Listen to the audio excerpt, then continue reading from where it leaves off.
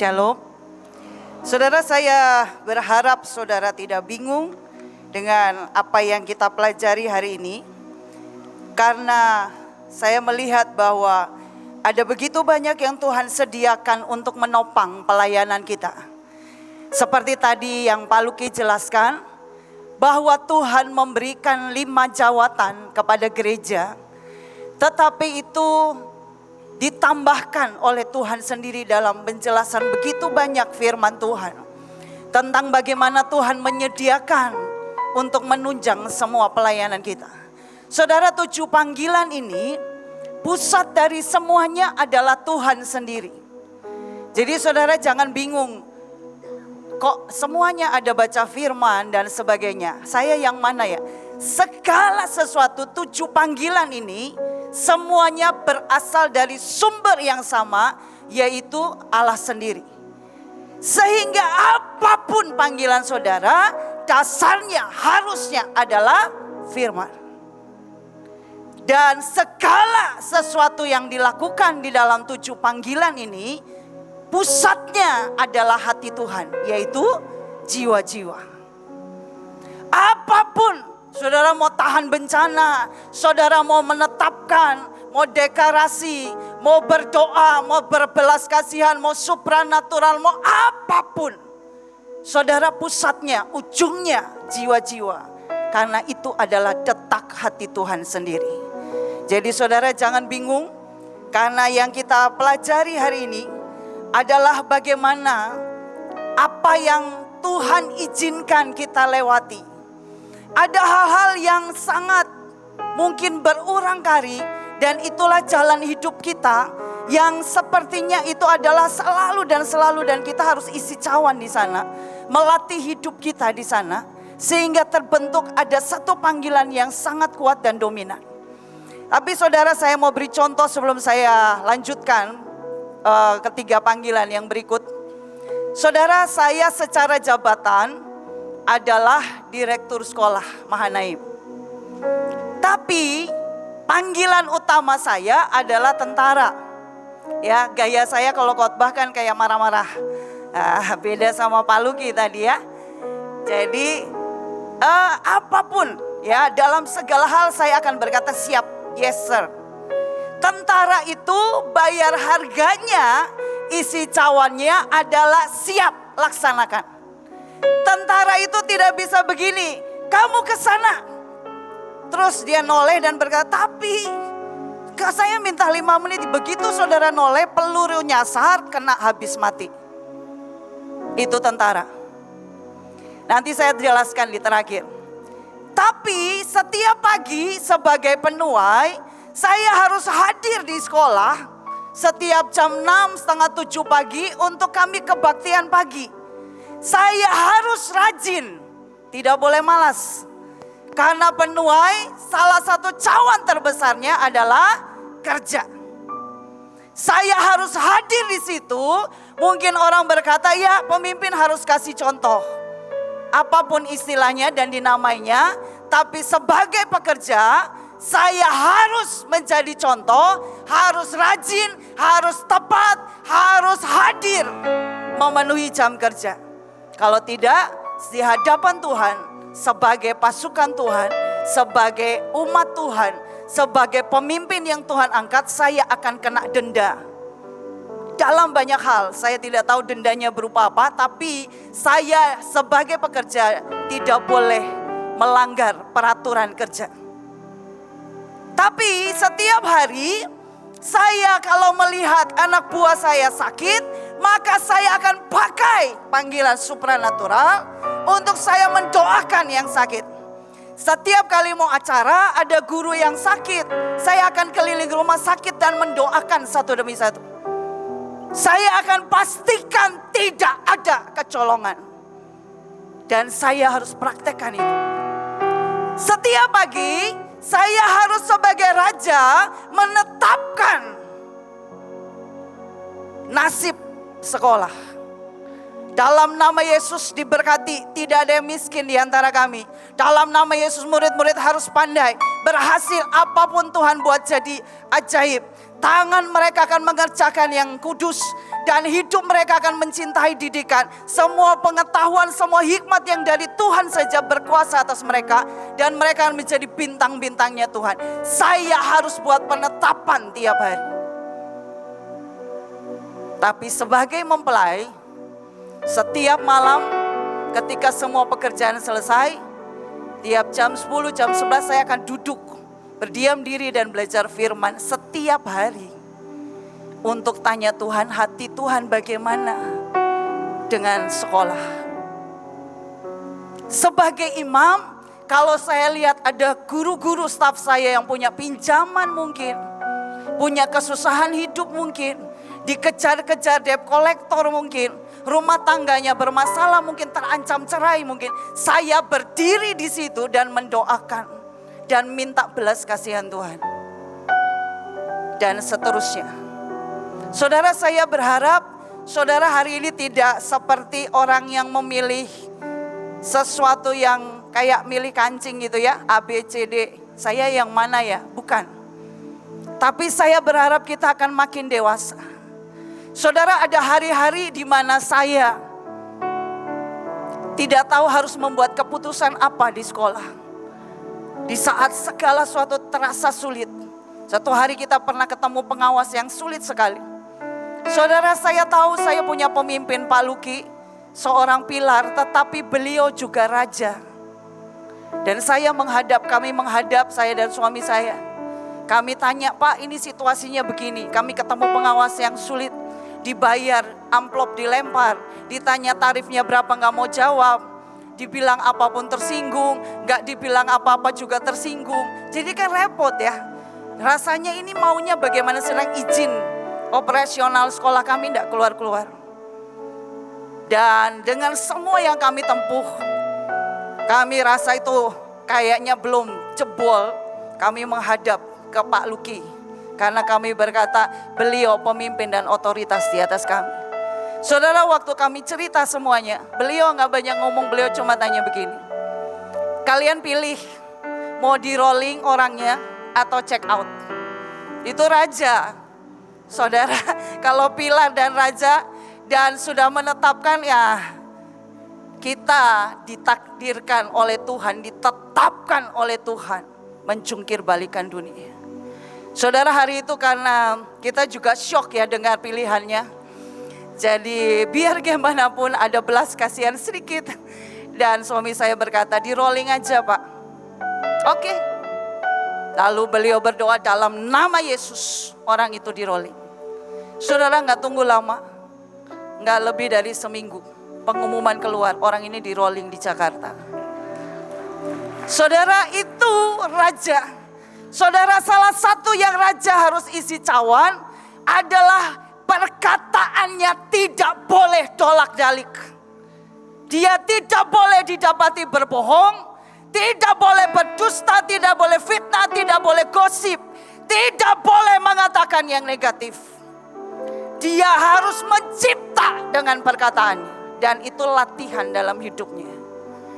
Jadi saudara, kalau saudara berkata jadi panggilan gimana? Panggilan saudara bisa isi semuanya. Tapi ada satu yang dominan, tapi juga ada tingkatannya. Jadi misalnya saudara seorang tentara, saudara bisa level raja atau level biasa. Tergantung latihanmu. Sampai sini saudara nangkep ya? Ya kalau saudara nangkep nanti saya minta Pak Luki ulang dari depan. Saudara gak makan siang, udah makan siang ya? Saudara gak akan istirahat nanti. Saudara, yang berikut kita akan lihat tentang mempelai.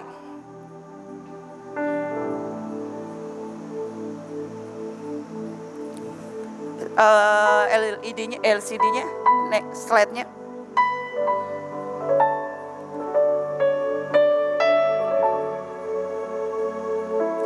Saudara, mempelai,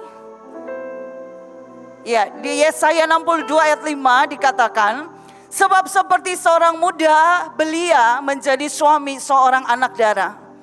Demikianlah dia yang membangun engkau akan menjadi suamimu.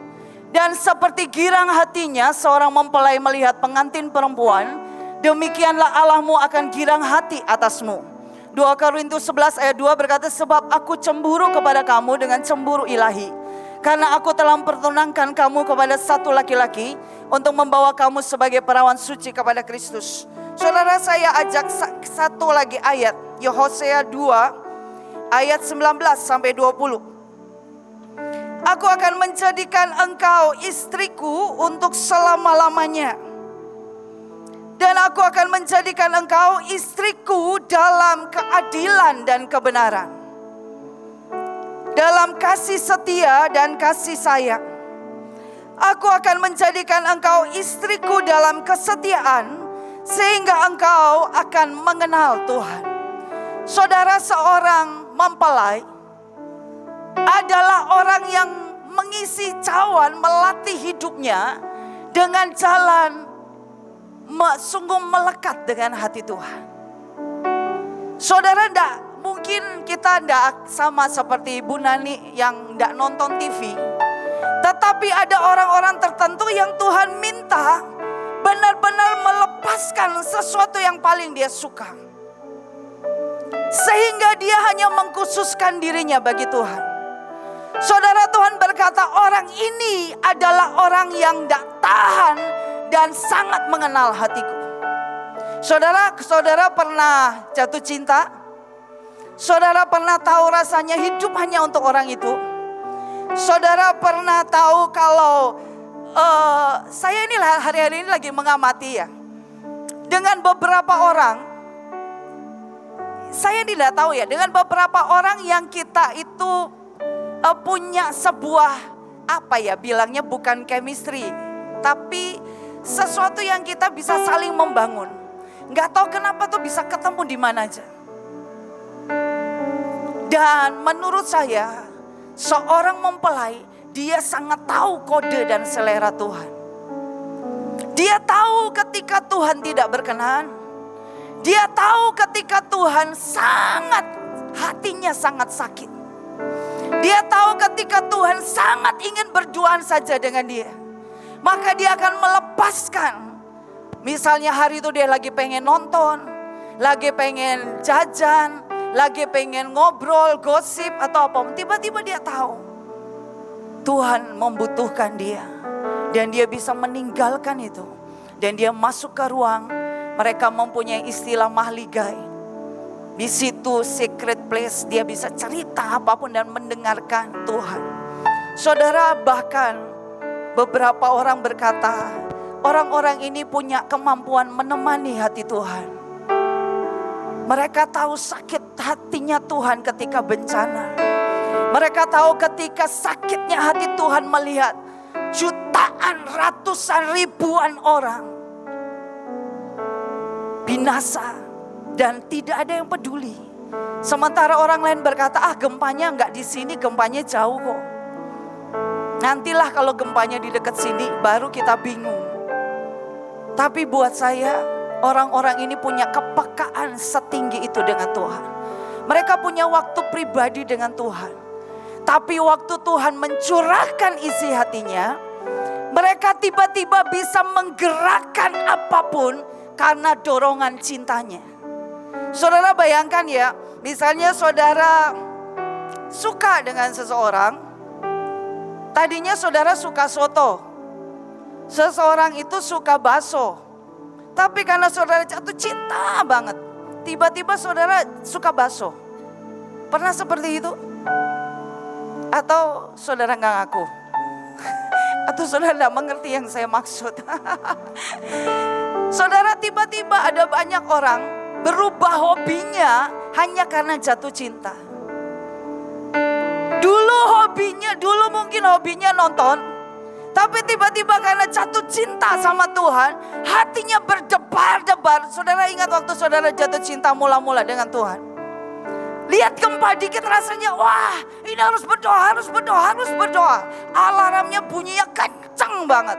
Hari ini alarmnya off. Cintanya pudar. Nah, saudara mempelai itu punya kekuatan di sini. Mereka adalah orang-orang yang duduk di kaki Tuhan. Saudara, contoh di Alkitab itu Esther. Saudara, Esther adalah orang anak yang tidak berbapa dan beribu. Dia dibesarkan oleh pengasuhnya dari kecil namanya Mordekai. Saudara, hari itu Tuhan hatinya melekat dengan Tuhan. Dan Tuhan ingin dia berdoa buat bangsa Yahudi diselamatkan. Saudara, dia mengikuti semua perintah. Dia rela dilulur dengan semua jenis minyak, semua jenis mur, dan benar-benar dibersihkan dengan kesakitan. Tapi dia juga tahu di ujung dari semuanya adalah ketika dia salah waktu menghadap raja, mati. Saudara, ini orang-orang yang berjalan dengan detak hati Tuhan, dan dia memutuskan perjalanannya karena Tuhan. Dia melangkah karena Tuhan, taruhannya nyawa. Tapi dia tahu itu hati Tuhan yang membuat dia tidak bisa tidur. Dan dia berkata, ini menentukan nasib satu bangsa. Saudara, kita tahu akhir dari ceritanya. Satu bangsa diselamatkan karena seorang mempelai Tuhan. Saudara, contoh yang lain, ada Maria Magdalena yang memberikan hidupnya buat Tuhan. Ada Miriam, seorang kakaknya Harun, yang hari itu karena cintanya kepada Tuhan, dia memutuskan mengambil rebana. Saudara, kalau pelajari di Alkitab, orang pertama yang mengajarkan tarian tamborin itu Miriam. Dia hari itu mengambil tamborin, dia menari begitu rupa, dan seluruh perempuan di negeri itu mengikuti. Saudara, hari itu semua bersorak-sorai, dan itulah pertama kali tarian di jalan-jalan. Saudara, saya berdoa, saudara yang tahu betul hatimu berdetak dan tahu ada gelora api Tuhan, yang Tuhan berkata, nak, latih dirimu lebih lagi, latih dirimu lebih lagi, minta engkau melekat dengan hati Tuhan. Semua panggilan harus melekat dengan hati Tuhan. Yang ini punya porsi lebih khusus karena hatinya sungguh melekat dan mengenal hati Tuhan. Saudara, ayat tadi berkata, Tuhan berikan kesetiaan, Tuhan berikan kekuatan, Tuhan menjadi suami dan kita diangkat menjadi istri selama-lamanya. Hanya supaya satu hal, supaya kita mengenal hati Tuhan. Saudara, yang berikut, ya, saudara mempelai itu bibirnya meneteskan madu murni. Dia mengeluarkan kemanisan, perkataan pengajaran yang sungguh akan memberikan pengertian. Susu di bawah lidahnya, dia memancarkan kemurnian, dan dia orang yang dipanggil Tuhan untuk merawat dan memelihara bahkan satu bangsa. Saudara, kita berkata bahwa pakaiannya bau pakaian gunung Libanon. Saudara, itu lahir dan bertumbuh karena dia benar-benar melekat dengan Tuhan. Itulah seorang mempelai yang dipanggil Tuhan. Kita lihat yang berikutnya. Saudara, hatinya fokus kepada Tuhan, memiliki cinta kesetiaan, kekudusan dan keintiman. Dia mengejar perkenanan rajanya. Dia sangat, saudara, kalau sedang mencintai seseorang, saudara sangat takut melukainya, betul? Saudara akan lakukan apapun supaya gak menyakitinya. Seorang mempelai, dia akan lakukan apapun supaya tidak menyakiti hati Tuhan. Saudara, bahkan kadang-kadang kita lihat seorang mempelai itu, dia tidak peduli apa kata manusia. Misalnya manusia berkata, jangan, itu menurut nanti tidak enak sama yang lain. Nanti begini. Dan dia berkata, tidak. Hati Tuhan jauh lebih penting daripada apa kata manusia. Ada orang-orang yang seperti itu. Ada orang-orang yang menuju ke sana dan mari latih dalam kebenaran. Bukan karena kedagingan, bukan karena karaktermu, tapi karena Tuhan sendiri yang mengikat hatimu dan mengangkat engkau pada panggilan ini. Amin. Saudara, yang berikut, kita melihat panggilan penuai pekerja. Saudara, Yohanes 4 ayat 34-35 berkata, makananku ialah melakukan kehendak Dia yang mengutus aku dan menyelesaikan pekerjaannya. Bukankah kamu mengatakan 4 bulan lagi tiba musim menuai? Tetapi aku berkata kepadamu, lihatlah sekelilingmu dan pandanglah ladang yang sudah menguning dan matang untuk dituai. Matius 9 ayat 37 berkata, Tuhan Yesus berkata kepada muridnya, tuaian memang banyak, pekerja sedikit. Karena itu mintalah kepada Tuhan yang mempunyai tuaian supaya ia mengirimkan pekerja. Saudara, seperti yang tadi saya katakan, penuai pekerja adalah orang-orang yang akan membayar, mengisi cawan, membayar harga lebih banyak dalam hal kerajinan. Mereka orang-orang yang tidak bisa diam. Mereka orang-orang yang lihat jiwa-jiwa akan terus timbul belas kasihan dan ingin menuai. Mereka nggak bisa lihat gelandangan di jalan. Mereka nggak bisa lihat orang homeless. Mereka nggak bisa lihat orang pelacur. Mereka nggak bisa lihat orang narkoba. Mereka nggak bisa lihat satu daerah banyak gereja tapi tidak melakukan apa-apa. Oh, mereka pasti akan bikin KKR. Mereka pasti akan bikin arak-arakan di jalan satu desa. Mereka akan lakukan apapun karena Tuhan menggetarkan hati mereka untuk membuat dan mengumpulkan tuaian dipersembahkan bagi raja, segala raja. Tapi mereka juga adalah orang-orang yang Tuhan panggil untuk bekerja di bidangnya. Saudara, penuai dan pekerja adalah orang-orang yang Tuhan sangat rindu. Mereka menguasai di tiap bidang. Pertanian, perikanan, di semua bidang perekonomian. Apapun di bidang pendidikan, di kerjaan saudara, di pelayanan saudara. Jangan biarkan saudara di penuai ini. Tuhan berkata, jangan biarkan tanganmu tidak mengerjakan apapun. Jangan berpangku tangan, jangan berpangku kaki, jangan tidur sebentar. Maka kemalasan, kemiskinan akan menyerbu. Bukan cuma mendatangi dan permisi, boleh gak aku masuk? Nah, itu sudah menunggu dan menyerbu. Dan saudara, Tuhan berkata, kitalah penuai di akhir zaman. Amin. Kita semua, Alkitab berkata, kita adalah orang-orang yang Tuhan pilih bekerja di ladang Tuhan. Kita adalah orang-orang yang Tuhan panggil untuk jadi rekan teman sekerja yang menuai bersama-sama dengan Raja kita di ladang tuaian Tuhan.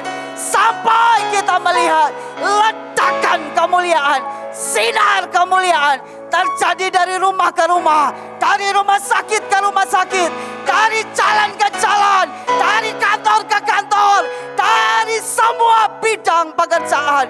Bahkan itu dimulai dari hidup kita. Dan Tuhan berkata, jangan biarkan tanganmu nganggur.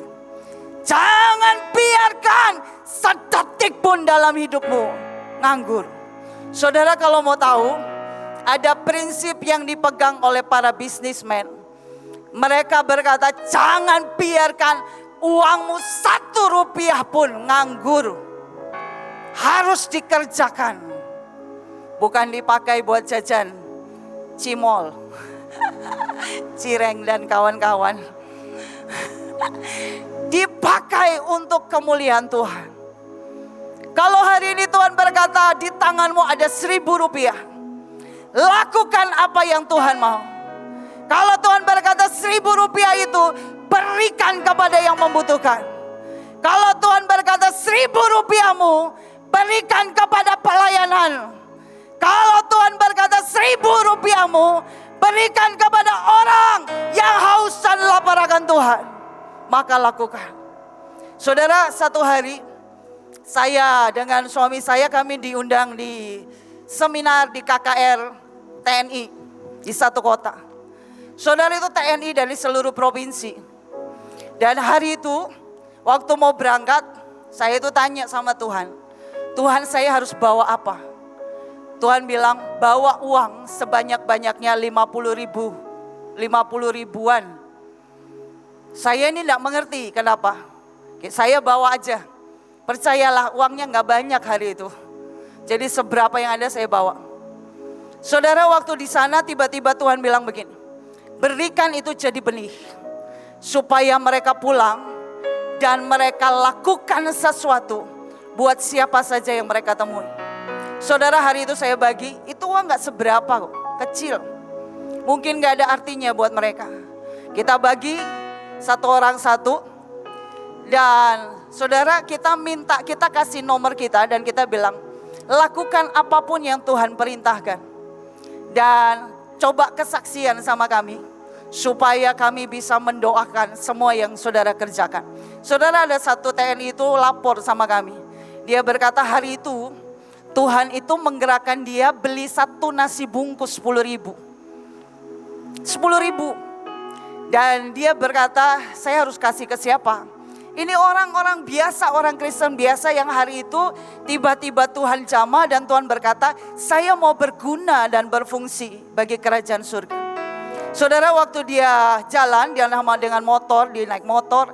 Dan dia tiba-tiba ketemu orang gila di pinggir jalan yang tidak berpakaian lengkap. Dan tiba-tiba hatinya kasihan dan dia berhenti di situ. Dia kasih nasi itu dan dia bilang, Pak, saya boleh doakan? Boleh. Orangnya bilang begitu. Dan akhirnya Bapak ini doakan. Doanya sederhana karena dia bukan penginjil dan dia tidak pernah lakukan itu. Dia hanya baru tahu waktu kita buat acara itu. Dan dia bilang, Tuhan tolong Bapak ini sembuhkan dari sakitnya. Dalam nama Yesus, berkati makanan ini supaya jadi kekuatan, jadi kesehatan, jadi berkat dalam hidupnya. Amin. Doa yang sederhana, tapi itu timbul dari seorang yang mau berkata ya buat kesempatan yang Tuhan sedang tawarkan. Saudara, gak berapa lama, hampir sebulan, tiba-tiba dia lewat jalan itu lagi. Bapak itu sudah duduk, Bapak itu ada duduk di situ tapi sudah pakaian lengkap dan mukanya sudah beda. Dan dia duduk lagi di situ, dia berhenti dan dia tanya, Pak, apa yang terjadi dengan Bapak waktu saya datang pertama kali? Bapak masih ingat? Iya, saya masih ingat. Bapak orang yang beri saya nasi dan mendoakan saya. Dan dia tanya, itu bagaimana ceritanya? Dan orang ini bilang begini, saya itu ingin kaya. Dan saya itu ambil ilmu dari gunung tertentu, dia sebut. Tapi karena sudah terlanjur, saya itu gak kuat sama ilmunya, akhirnya saya gila. Dan dia berkata, tidak ada satu orang pun yang bisa menolong saya. Karena hari itu saya bahkan tidak ingat dan tidak bisa menceritakannya. Lalu tiba-tiba Bapak datang dan mendoakan saya. Tiba-tiba seperti ada selubung yang dibuka di depan saya. Dan akhirnya saya baru ingat apa yang terjadi dengan saya. Saya makan nasi itu, lalu saya pulang, saya tiba-tiba ingat rumah saya. Saya pulang, saya mandi, saya diurus anak saya. Dan saya cuma duduk di sini berhari-hari menunggu Bapak lewat untuk bilang terima kasih. Saudara, saya mau berkata cuman 10.000, cuman satu nasi bungkus. Tapi lahir dari orang-orang yang berkata ya buat ladang tuayan. Lahir dari orang-orang yang berkata ya buat setiap kesempatan yang Tuhan beberkan di depan mata. Cuma 10.000, saudara, tidak perlu sampai 1 M untuk bisa bergerak buat Tuhan. Mulai dari 10.000. Saudara, saya bahkan mulai dari tidak sanggup bayar uang kontrakan rumah. Hari ini saya melihat sangat banyak yang Tuhan percayakan. Tapi saya mau berkata, jangan tunggu ladang itu terlalu banyak yang dikerjakan. Sehingga saudara akan merasa terlalu tidak layak untuk bekerja. Tidak hebat seperti orang lain. Bayar dari hari ini. Bayar dari 5.000, 1.000-mu. Bayar dari 10.000-mu. Seberapa yang engkau punya. Tuhan tidak pernah minta yang engkau tidak punya. Tuhan akan minta apa yang ada padamu. Saudara baca di Alkitab, semua orang yang disembuhkan Tuhan. Setiap kali murid-murid berurusan dengan Tuhan, Tuhan selalu berkata, apa yang ada padamu? Tuhan tidak pernah bilang apa yang tidak ada padamu. Tuhan bilang yang ada padamu cukup. Karena aku yang akan menyempurnakannya. Menjadi tujuan dari semuanya adalah kemuliaan bagi Tuhan. Amin. Saya berdoa, saudara yang mengerti, saudara ada di sini. Saudara mulai latih dirimu. Setiap saudara engkau boleh latih dirimu. Begitu rupa bayar harganya. Sampai akhirnya ketika dibentangkan ladang tuayan yang sangat luas di depan mata kita. Kita akan berkata, ya Tuhan, I'm ready. Aku siap Tuhan. Karena aku sudah melatih diriku begitu rupa. Aku siap mengerjakan apapun di ladang tuayanmu. Engkau boleh bertemu dengan aku. Karena aku sudah siap dengan semua alat untuk menuai. Dan itulah kita. Saya berdoa mulai hari ini, mari isi cawan, latih dirimu. Saudara jauh-jauh datang ke sini, saudara tidak sedang retreat biasa. Saudara sedang melatih dirimu dengan tidur seadanya, makan cepat-cepat, break seadanya. Dengan semua saudara harus sabar, tidak boleh marah untuk urusan tunggu di depan lift. Saudara kalau tidak sanggup tunggu depan lift, saudara naik turun tangga begitu rupa. Itu latihan saudara. Itu latihan. Saudara, gedung kami itu ada banyak latihan karena keterbatasan dana. Tapi buat kami jadikan ucapan syukur dan itu latihan. Kalau saudara perhatikan yang menginap tempat perempuan, itu terbuka, tidak ada penutupnya. Jadi kalau hujan, kita semua akan latihan tahan hujan. Dari yang paling besar sampai TK. Jadi anak-anak TK di rumah, di tempat kami, kalau hujan mereka ayo mak tahan hujan, sampai mamanya bingung. Ini pengajaran seperti apa? Dan itu berhasil loh. Jadi kalau diajarin pengangkatan, itu dari atas sampai anak kecil. Itu belajar tentang pengangkatan. Itu latihan. Anak kecil pulang di rumah, waktu anak saya TK, saya tanya, tadi diajarin apa? Karena saya ngurusin yang kelas besar. Diajarin 2 orang jalan, 1 diangkat, 1 hilang, 1 tetap. Yang tetap itu dosanya banyak. Melawan Tuhan, melawan orang tua. Nah, oh berarti berhasil guru-gurunya. Kalau nggak berhasil, sesi sama saya panjang. Ya, loh saudara, kita diajari ledakan kemuliaan. Apapun, hari ini anak-anak saudara sedang dilatih. Saudara, tadi saya lihat laporannya seru sekali. Mereka diajari membersihkan, mereka diajari disiplin. Makanan yang saudara makan, mereka loh yang packing. Anak-anak cili-cili itu, yang umur 6 ya, umur 6 apa umur 5 itu. Itu mereka jejer di meja panjang, pakai penutup rambut, dan semua gayanya kayak koki. Packing, ambil lakukan itu saudara makan hari ini. Jadi yang saudara makan itu hasil mereka dididik dari kecil. Saudara, saya mau berkata, latih dirimu. Jangan biarkan seperti Pak Leo kemarin bilang, jangan biarkan dirimu menua. Jangan biarkan dirimu expired date. Jangan biarkan dirimu tidak terpakai dalam proyek Tuhan. Hanya karena pinggulmu sakit, pilek-pilek, rasanya badanku demam, rasanya kok gak enak badan ya, rasanya jalan kok susah ya. Tekad untuk engkau sehat. Amin. Amin. Supaya engkau dipakai jadi penuai di ladang Tuhan. Amin. Amin. Siapa yang mau tekad sehat? Siapa yang mau tekad kuat? Siapa yang mau tekad dipakai Tuhan di ladang pelayanan, di ladang tuayan Tuhan, sampai Tuhan mengangkat kita di awan-awan. Amin. Saudara yang berikut. Oh sorry. Ada sesuatu yang saya mau tunjukkan sama saudara. Saudara, sebentar. Oh masih ada waktu. Kejadian 37 ayat 2. Ini tidak ada di LCD, saya mau tambahkan buat saudara. Saudara, Kejadian 37 ayat 2. Inilah riwayat keturunan Yakub.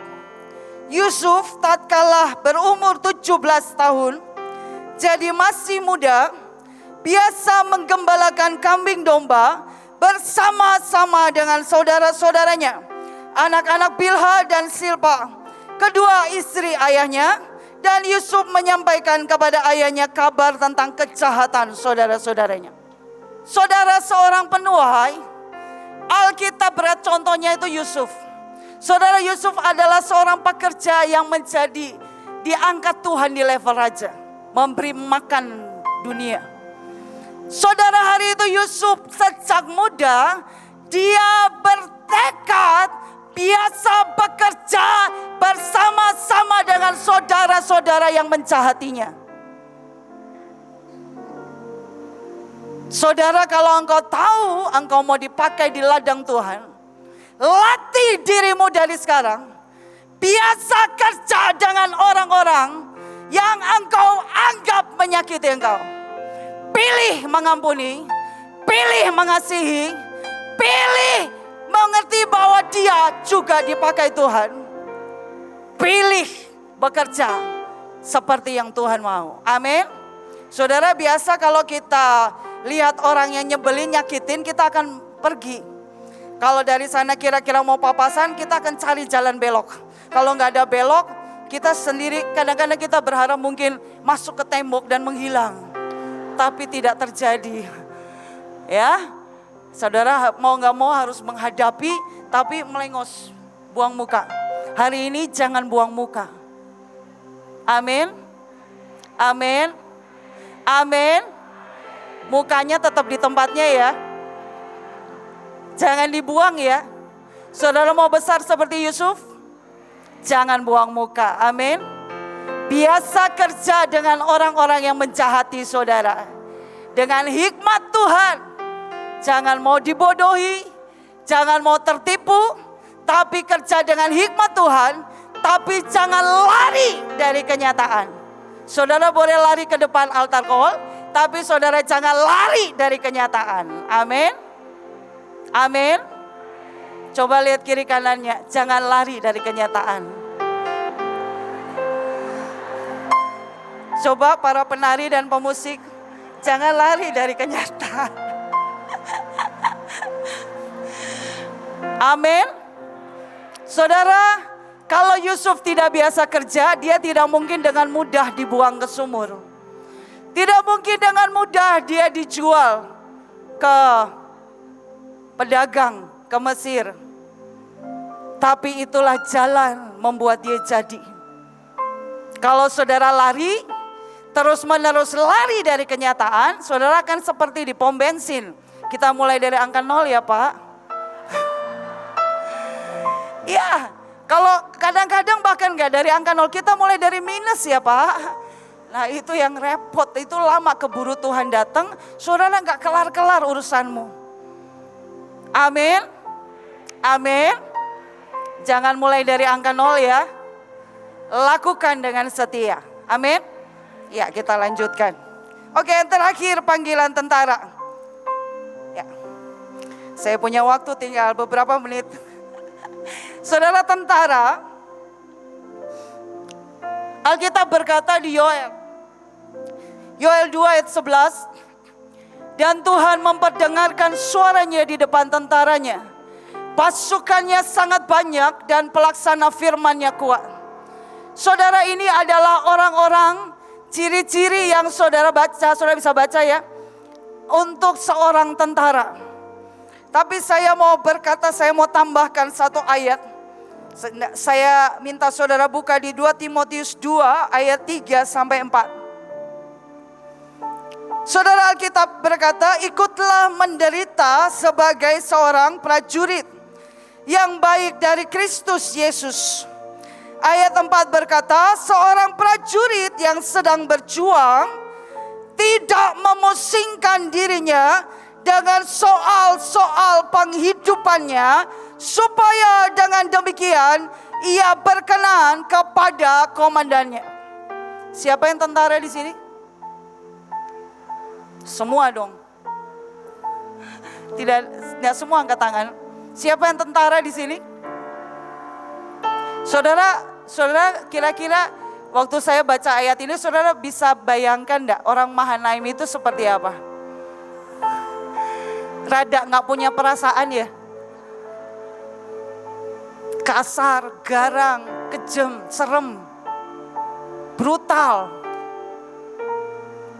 Tapi saya mau berkata, ada orang-orang yang memang sejak kecil hidupnya itu punya yang namanya nyali.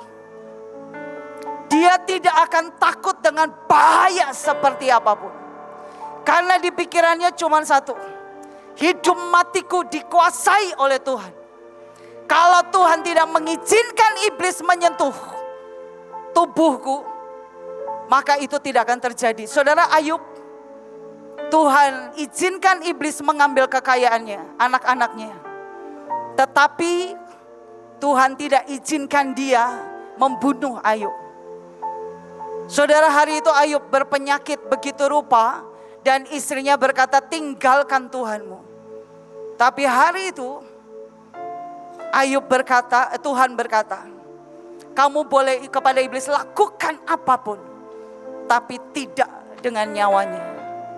Saudara, ada orang-orang yang kadang-kadang cara berpikirnya itu terlalu nekat, terlalu tidak punya perasaan. Kadang-kadang kalau saudara misalnya dengar ya, saudara biar bagaimanapun, kita ini dibesarkan di kamp tentara, pemimpin kita sebut Panglima. Saudara, beliau itu kalau cerita ya, kenapa sih harus menangis meratapi cinta yang putus? Goblok. Ya misalnya kayak gitu, kalau saudara sering dengar di YouTube. Ini gak ada orangnya kan. Saya hanya menirukan. Kadang-kadang kan kayak gitu, kadang-kadang kita bilang, ya Tuhan rasanya sakit banget kok ibu ngomongnya enteng banget ya. Nah kalau seperti itu, saudara panggilan terkuatnya bukan tentara. Enggak beneran. Tapi saudara bisa latih karena Tuhan berkata kita semua manusia roh. Waktu Tuhan menciptakan manusia, Dia berkata baiklah kita menjadikan mereka serupa dan segambar dengan Kristus. Artinya Tuhan berkata mereka adalah manusia roh. Tetapi mereka tinggal di dalam tubuh dan punya jiwa. Dan kalau roh mereka begitu kuat dan mereka menyadari mereka adalah manusia roh, maka tubuh dan jiwa mereka akan tunduk dan takluk kepada roh. Tapi kalau saudara berkata, apapun hati kena, apapun hati nyut, apapun hati tersinggung, apapun hati sensitif, apapun hati marah, latih dirimu dari sekarang. Karena engkau adalah manusia roh. Tetapi saudara biar gimana pun saya ini, di dalam darah saya itu ada darah tentara sih. Dan saya tidak menyadari itu dari kecil. Tapi saya orang yang, saya punya ketakutan. Tapi hal-hal tertentu tuh saya enggak takut sama sekali. Saudara menghadapi wartawan, menghadapi ormas, menghadapi polisi, saya enggak tahu kenapa ya. Walaupun saya gemetar, tapi saya hadapi. Saudara, kalau saudara tahu saudara orangnya seperti itu, latih dirimu. Karena Alkitab berkata kita semua pasukan terdahsyat yang dilatih Tuhan menjadi prajurit Kristus. Amin. Kita dilatih untuk berdiri karena kepentingan kerajaan surga. Bukan kepentingan perasaan kita. Bukan kepentingan perut kita. Bukan kepentingan harga diri kita. Bukan kepentingan nama baik. Bukan kepentingan tepuk tangan orang. Bukan kepentingan panggung. Bukan kepentingan supaya semua orang menghormati. Bagian kita adalah berkata, ya buat setiap yang Tuhan mau. Kalau Tuhan suruh kita mengabdi, maka kita akan berkata, ya saya akan melakukannya. Supaya saya berkenan kepada Tuhan saya. Saudara, contoh di Alkitab adalah Joshua. Saudara kalau baca ceritanya, Alkitab itu tidak pernah menyebutkan, Alkitab itu selalu menyebutkan Musa hambaku. Tapi Alkitab itu selalu menyebutkan Joshua hamba Musa. Saudara, Musa itu dari jadi hamba pembantu, cuman kerjaannya bawain tongkat, tungguin Musa di kaki gunung, tungguin Musa berdoa di dalam kemah, dan dia tidak boleh tertidur, tidak boleh pergi sembarangan, tidak boleh pencicilan. Saudara, satu hari saya pernah jalan dengan beberapa tentara. Saudara, itu keren sekali. Saudara, mereka itu dengan akses tertentu dan jabatan tertentu, mereka tuh buka jalan sampai kami overweight pun gak bayar. Waktu di bandara, mereka buka jalan, kita kasih semua surat-surat vaksin dan segala macam. Mereka urus, pokoknya mereka antar kita sampai depan pesawat. Jadi saya bilang kapan duduknya, saya ini berharap bisa duduk dan bisa ngerjain beberapa hal. Itu gak sempat duduk, karena datang itu 15 menit sebelum berangkat. Dan harus tunggu. Tapi saudara, mereka itu juga orang-orang yang saya lihat itu begini, kalau jenderalnya makan, walaupun mereka nggak makan, mereka harus berdiri di depan restorannya. Tunggu jenderalnya makan. Saya bilang, kenapa nggak makan? Karena akibat dari itu terus mereka beberapa muntah karena masuk angin. Saya bilang, kenapa sih nggak makan sambil di dalam makan, kalian cari makan tetapi harus cepat-cepat balik lagi. Nggak boleh, peraturannya kita harus siap sedia kapanpun. Saya bilang, wah benar-benar terlatih begitu rupa. Saudara, bahkan mereka itu orang-orang yang dipersiapkan. Kalau saudara pernah lihat film-film, mereka bahkan ada masa-masa siaga tertentu satu negara. Mereka itu tidur dengan baju komplit dan senjata komplit. Pernah lihat? Jam berapapun mereka dibangunkan. Mereka harus siap perang. Gak ada tuh ceritanya duduk dulu, bentar ngumpul dulu tubuh jiwa roh. Sebentar ya, minta waktu ya 10 menit. Ini oleng-oleng nih, goyang-goyang. Gak bisa. Harus berdiri siap siaga dan selalu siap ketika dibutuhkan. Dan itulah tentara. Saudara, saya berdoa hari ini saudara terima tentang 7 panggilan. Saudara jangan makin bingung. Kalau saudara makin bingung maka kami akan sesi ulang. Supaya saudara mengerti. Ya, saudara jangan bingung, semua panggilan seperti tadi saya bilang. Seperti tadi Pak Luki terangkan, ujungnya sumbernya Tuhan. Ujungnya jiwa-jiwa, karena itu detak hati Tuhan sendiri. Ya. Terakhir, mungkin bisa dikasih lihat linknya.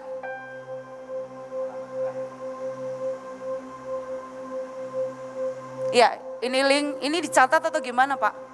Dicatat. Dicatat boleh, difoto boleh nggak? Boleh difoto nggak? Boleh. Oh, khusus ini boleh. Sesi yang lain nggak boleh foto. Oh, ada di sini. Oh, ada di sini saudara. Di sini ada barcode-nya. Maaf ya, saya agak